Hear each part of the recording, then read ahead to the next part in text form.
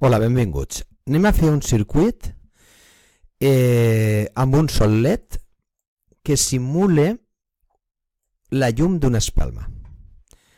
Agafo un LED, agafo una resistència de 220, poso la resistència, 220 ohms i el connecto a massa. Agafo un cable de color negre i agafo un cable de color roig per a connectar-ho. Com tindré que utilitzar la modulació, la llum serà, com anirà fent més o menys llum, tindré molts valors, com que tindré que utilitzar l'analog rate, que només està disponible en els pins que estan assenyalats a la placa, que són els que tenen la modulació per ample de banda. Aleshores tindria que ser, per exemple, el número 9, ho poso de color roig, i ara tindria muntat el circuit, i ara vindria la part del codi. La part del codi jo ja la tinc feta, però anem a explicar com està fet. Aquí posem el títol i aquí comencem. Primer tenim un pin que és el que hem utilitzat, que és el 9. Després definim una variable que l'anomenem brillo, la deixem a 0, i després definim una altra variable que serà la velocitat a la qual canvia la llum, que també la posem primer a 0, quan la definim, que ja veurem que agafarà un valor, i ja entrem en el void setup. En el void setup utilitzem una cosa nova, que és el random seed, que és un generador de números aleatoris. Després definim el pin mode, com a sortida, el que havien dit com a LED pin, amb aquest nom, és el que han posat, que sortia aquí, i el definim com a sortida és el pin número 9.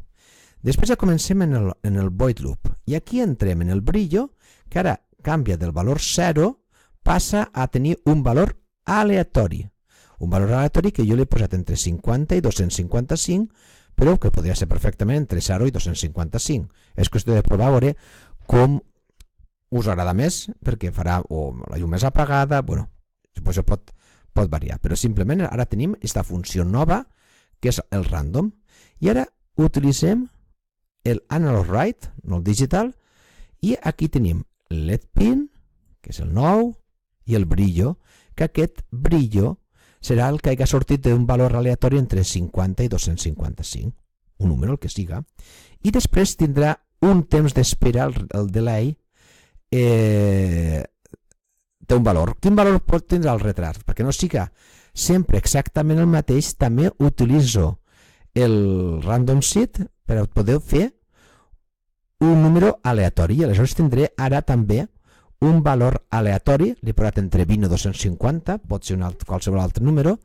i ara tindrem que es completarà el bucle una i una altra vegada aquí variant el brillo i el temps, i així una i una altra vegada.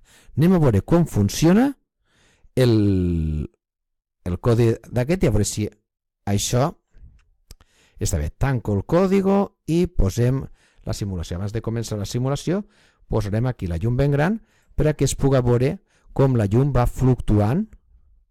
Es veu aquí que va fluctuant d'una forma que pot semblar simular una espelma. Se podria canviar el código, si veieu que potser fa massa llum o el que sigui, li podríem posar el brillo que vaiga per exemple, entre 10 i 250, i anem a veure ara si va millor. Si ara es veu un poc més de simulació. Ara veiem que la llum va més irregular i fins i tot a vegades que s'apaga. Aquí teniu una espelma, torno a posar aquí el codi per a que ho tinguéssiu. Aquí està tota l'explicació del codi, com està fet. Molt bé, espero que us hagi agradat.